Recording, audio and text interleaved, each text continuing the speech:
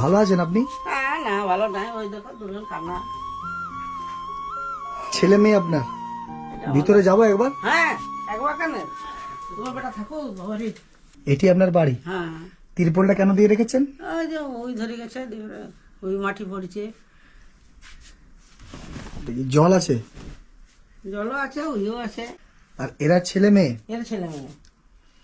কেমন আছেন দিদি? হয়েছি।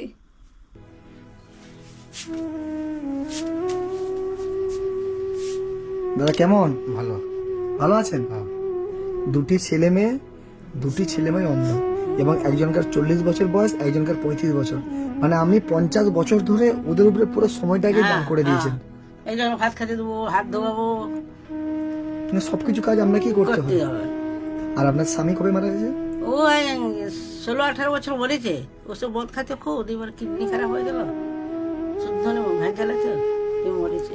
আমি ভাবছি আপনার যদি কিছু হয়ে যায় তা কি করবো, তাহলে এরা কি করে বাঁচবে? কি করবে, লোল্লাট হবে, লোল্লাটটা হবে, কি নাহলে কাটা আমার খেলে। আজকে কি রান্না করেছেন? আজকে সোয়াবিনের ঝোল করেছি আর আলু কাল্লা ভাতে। সোয়াবিনের ঝোল, আলু কাল্লা ভাতে। হ্যাঁ, মা কালকে কি খাবেন আপনারা? সে যা খাবো খাবো, এবারে যা ঠাকুর জুটো ব্যাগ। ঠাকুর যা জোটা হবে। এখানে রান্না করেছেন? হ্যাঁ, যে রান্না করেছি তো, আর সোয়াবিন। এই যে ভাত। মাংস খেয়েছেন? হ্যাঁ, মাংস? মাংস সেই কখন খাইছিলাম, তাও ভোজ ঘরে সেদিন খেয়েছিল। ভোজ হইল, বিয়া বাড়ি হইল, বিয়ে ছিল, একটা বিয়া হইল। লোকের নিমন্ত্রণতে খেয়েছেন? হ্যাঁ,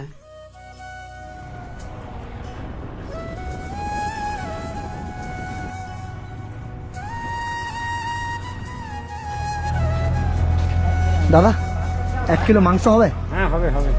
দেন না, একটু দাঁড়াচ্ছে।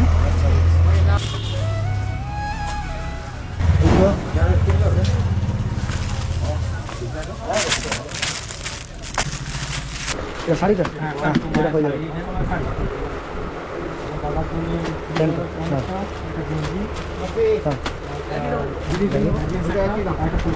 ঠিক আছে, দিয়ে দেবেন এগুলো, প্যাক করুন।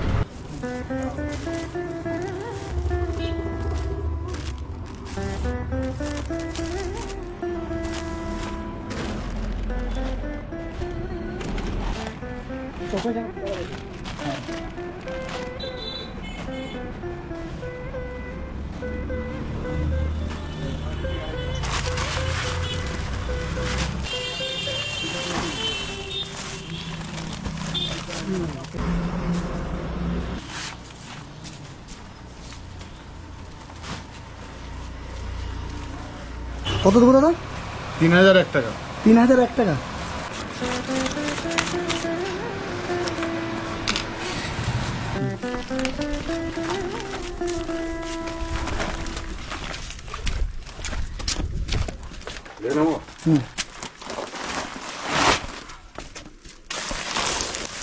মাংস আছে, রান্না হবে? হ্যাঁ, অনেকদিন মাংস খাননি আপনি বলেছেন না? 1 কিলোর উপরে মাংস আছে। এটাতে আপনার শাড়ি আছে, পছন্দ হয়েছে মা? হ্যাঁ, শাড়ি বলবেন আরো জোরে নাকি? দিদি এটা আপনার, আর আপনার এটাতে গেঞ্জি আর প্যান্ট, এটাতে জুতো আছে এর, এটাতে ওনার, আর এগুলো আপনার। এটাতে 1 মাসের রেশন আছে, বস্তা থেকে বের করছি না, বেঁধে রেখে দেবেন। চালটা আছে 1 বস্তা, বুঝছেন?